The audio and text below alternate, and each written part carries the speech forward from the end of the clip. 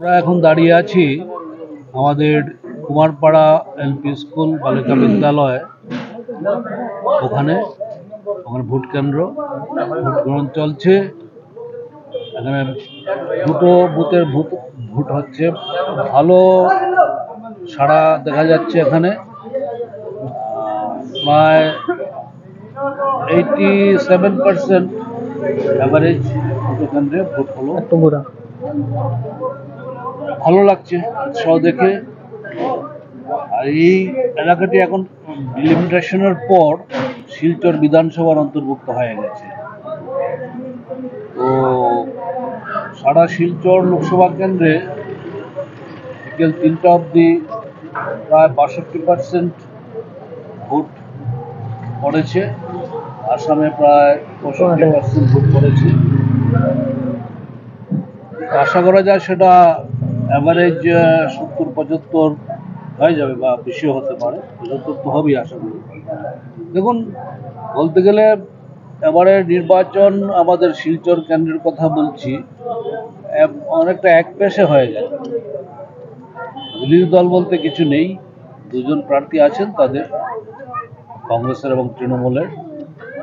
তো আমি তো সকাল থেকে ঘুরে বেড়াচ্ছি আমাদের বিভিন্ন কেন্দ্রে শিলচরের। কংগ্রেসের কোনো অফিসে বা তৃণমূলের তো কিছুই দেখতে পাইনি, কংগ্রেসের খুব একটা নেই। এটাও আমি ভাবি আমাদের জন্য চিন্তার বিষয়, কারণ প্রতিপক্ষ যত শক্তিশালী হবে তত যে কোনো খেলায়, ফুট খেলাই হোক আর ফুটবল খেলাই হোক, খেলতে আরাম।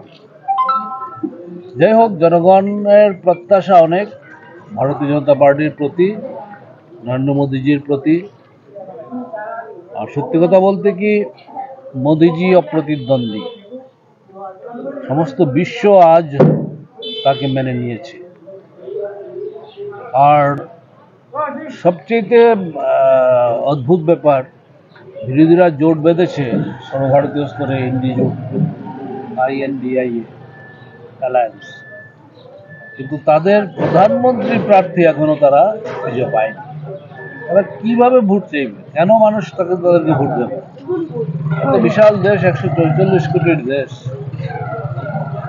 ও কে চালাবেন দেশ? দেশ চালানোর মতো সেই দক্ষতা, যোগ্যতা, ক্ষমতা, বলিষ্ঠ নেতা কোথায় তাদের? মোদীজি বলেছেন তারা হয়তো ভেবেছে যে 5 বছরে 5 জন প্রধানমন্ত্রী পাবে। একজন হয়তো রাহুল গান্ধী 1 বছর, তারপরে 1 বছর প্রিয়াঙ্কা গান্ধী, তারপরে 1 বছর কেজরিওয়াল যিনি জেলে আছেন এখন, তারপর হয়তো বা মুলায়ম সিং যাদবের ছেলে, তারপর আবার নতুন দাবিদার উদ্ধব ঠাকরে, তারপর মমতা ব্যানার্জি তো আছেনই এক পায়ে খাড়া। তো এইভাবে দেশ চলে না। যে হোক, জনগণ তাদেরকে সমুচিত শিক্ষা দিয়ে দেবেন। এই অঞ্চলের অনেক সমস্যা আছে, আমরা আশাবাদী আগামী দিনে, বিশেষ করে রাস্তার সমস্যা আমাকে আগেও কয়েক মাস আগেও বলেছিলেন তারা। তো